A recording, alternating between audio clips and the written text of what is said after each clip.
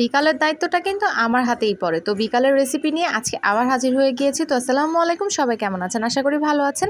তো আলুটাকে কিন্তু এইভাবে করে পেস্ট করে নিলে আলুটা একদম ভালো করে ম্যাশ হয়, এতে করে আপনার কোনো দানা দানাও অংশ থাকে না। এভাবে কিন্তু আমরা আলু ভর্তাও করতে পারি, বা আলু দিয়ে যে আইটেমগুলো করি সেটাও কিন্তু এভাবে আমরা আলুতে ম্যাশ করে ফেলতে পারি। এতে কিন্তু আমাদের আলুর যে আপনার আস্তে আস্তে যে দানাটা অনেক সময় হাত দিয়ে ব্লেন্ড করলে হয়, সেটা কিন্তু হয় না। এই দেখেন একদম সফটলি ম্যাশ হয়ে গিয়েছে। তো এরপরে আমি যে ইনগ্রিডিয়েন্টসগুলো এটাতে দিব সেটা হচ্ছে একটু ধনেপাতা দিয়ে দিলাম পরিমাণ মতো।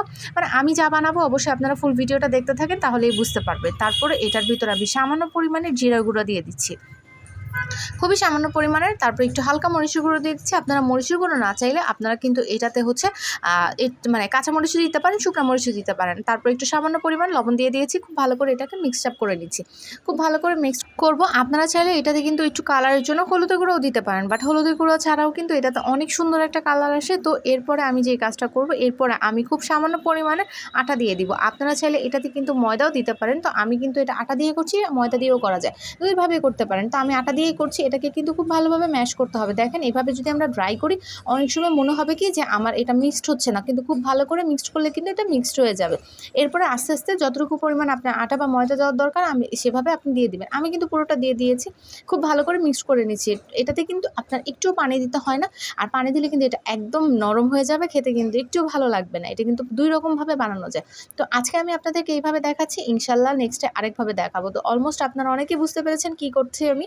তো এর ভিতর হালকা একটু তেল দিয়ে দিচ্ছি। তেল দেওয়ার কারণে কিন্তু এটা খুব সুন্দরভাবে আপনার ডোটা তৈরি হয়ে গেল। তারপরে কিন্তু এটাকে আমি সুন্দর করে আরও একটু ভালো করে মিক্স করে নিচ্ছি আটা আর আলুটাকে সুন্দরভাবে, যাতে এটা আমার বেলতে খুব কষ্ট না হয়, আর সুন্দর করে কিন্তু আমি ফুলে যায় বা খেতে খুব ভালো লাগে। এই দেখেন তারপরে কিন্তু আমি এটাকে আরেকটু মিক্সড করে তারপরে সুন্দরভাবে এভাবে লম্বা করে মানে এভাবে ডো করে নিচ্ছি। আপনারা চাইলে হাত দিয়ে ছোটো ছোটো করে নিতে পারেন। তো আমি সুন্দর করে স্লাইস করে ছোটো ছোটো করে নিচ্ছি, যে কতটুকু পরিমাণ। আপনারা চাইলে এটা আরেকটু মোটা করেও বানাতে পারেন, পাতলা করেও। আমি কিন্তু একদম পাতলাও করিনি, মোটা করিনি, মোটামুটি একটা সাইজ করে রেখেছি। তো আমার যতটুকু প্রয়োজন, এটা খাওয়ার পরে কিন্তু আমার হাজব্যান্ড আরও খেতে চেয়েছিল, কিন্তু তখন শেষ হয়ে গিয়েছিল। তো আমি খুব অল্প পরিমাণ বানিয়েছিলাম। ইনশাল্লাহ আবার যখন বেশি করে বানাবো তখন তো তাকে আমি দিবই। তো তারপরে এই যে সুন্দর করে বেলে নিচ্ছি। বেলে নেওয়ার পরে কিন্তু এটার সাথে সাথে মানে একদিকে বেলবো আর আরেকদিকে এটাকে উঠিয়ে ভেজে ফেলবো। এই দেখেন একদিকে বানাচ্ছি আর ভাজছি, এতে করে কিন্তু খাবারের স্বাদটাও অনেক ভালো থাকে আর সুন্দরভাবে একদম গরম গরম খেতে পারি।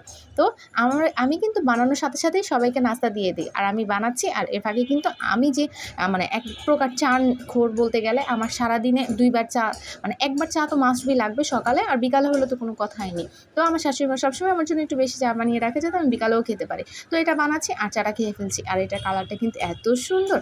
তো অলমোস্ট আপনারা বুঝে গিয়েছেন এটা কিন্তু আমি আলু পরোটা বানিয়েছি। এটা কিন্তু দুইভাবে বানানো যায়। তো আজকে আমি এইভাবে রেসিপিটা আপনাদেরকে দেখালাম। ইনশাল্লাহ নতুন আরেকভাবে যেটা করা যায় সেটার রেসিপিটাও দেখাবো। তো আমার ভিডিওগুলো কেমন লাগলো অবশ্যই কিন্তু আপনারা কমেন্ট বক্সে কমেন্ট করে জানাবেন। এই দেখেন আমি কিন্তু আরও বানিয়েছিলাম, তো ওগুলো খাওয়া হয়ে গিয়েছে আর একদম সফট হয়েছে, খেতে কিন্তু খুবই মজা। সস দিয়েও খেতে পারবেন আপনারা ইজিলি, আর তরকারি দিয়েও খেতে পারবেন। তো আজকে এই পর্যন্তই, ভালো থাকবেন।